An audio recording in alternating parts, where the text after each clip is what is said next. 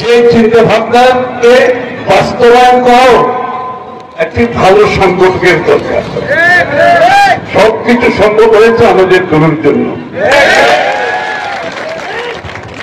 আপনারা ভাগ্যবান, আমি মনে করি আপনারা আসলে ভাবে তরুণ মতো একজন এরকম নেতা এখানে পেয়েছে।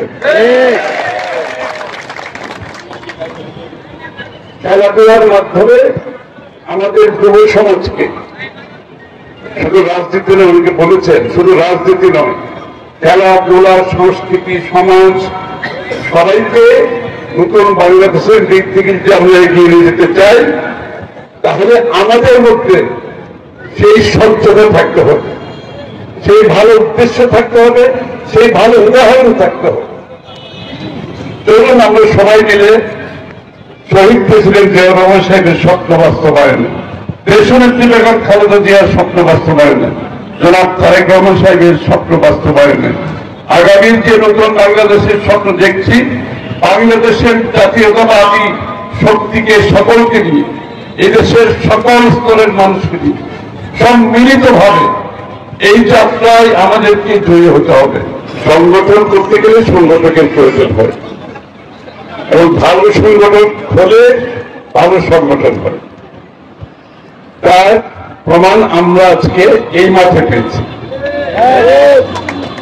আমি ঢুকতে ঢুকতে দেখলাম যে সুশৃঙ্খল ভাবে আপনারা দুপাশে দাঁড়িয়েছিলেন, আপনাদের ভলেন্টিয়াররা দাঁড়িয়েছিলেন, এমনকি দর্শকদের মধ্যে যে শৃঙ্খলা, সবাই সুশৃঙ্খল ভাবে চারিদিকে সবাই বসে আছে।